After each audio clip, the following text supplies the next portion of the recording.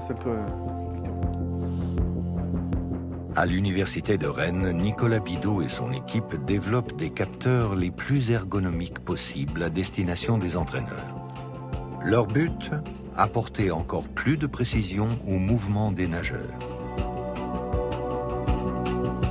On sait que voilà, la finesse du mouvement en natation fait que un petit décalage au niveau de la main ou du coude peut avoir une conséquence très importante sur la performance finale. Donc nous, notre objectif, c'est de fournir cette analyse complémentaire, notamment en termes de mouvements sous-marins, en proposant des outils ou des technologies qui puissent être utilisés, si possible, en routine dans un contexte d'entraînement en natation.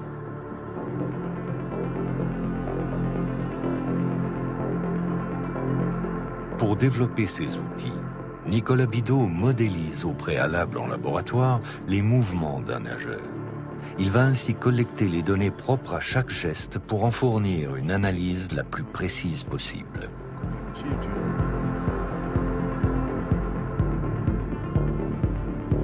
Les données qu'on cherche à fournir aux utilisateurs finaux, que sont le nageur et l'entraîneur, sont des données qui relèvent de la position ou l'orientation d'un segment corporel par rapport à un autre. Typiquement, quel peut être l'angle entre la main et l'avant-bras. C'est une donnée, notamment en termes d'angle d'attaque, qui peut être fondamentale pour la performance et la propulsion en natation.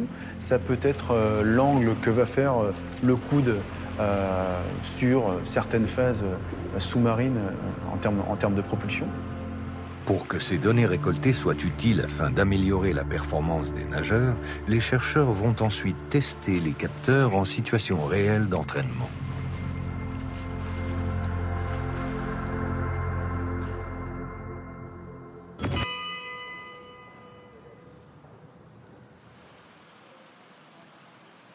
Le test qu'on va faire là, c'est un test de 10 x 25 mètres.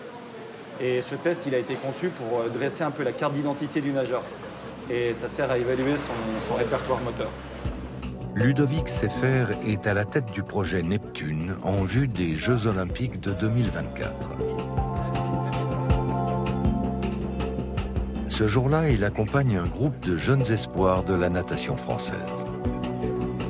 Vous allez commencer par le plus lent, puis le 25 mètres d'après plus rapide, puis plus rapide jusqu'au 10e, le 10e étant votre vitesse max. L'objectif, apporter de nouvelles données aux entraîneurs sur la propulsion de leurs nageurs.